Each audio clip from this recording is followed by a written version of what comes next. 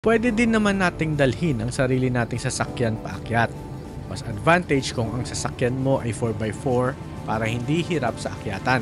May mga panahon din na dahil winter season, nababalot ng snow ang daan. Kaya ang mga sasakyan na umaakyat dito ay naglalagay ng chain sa kanilang mga gulong para ito ay magkaroon ng grip at hindi dumula sa mayelo at kalsadang nababalot ng snow.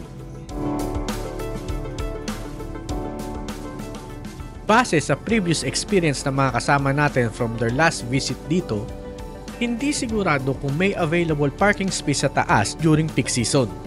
Kaya mas pinili na lang namin ang sumakay ng shuttle para sigurado mas safe at mas convenient. Wala pa din kasi akong experience na mag-drive sa snow. Pero kung sa baha, yan, eksperyensado at susuungin natin yan. Nakalagay ang link in the description and comment section kung saan kayo pwede mag-book in advance ng mga shuttle services paakyat sa Mount Ruapehu.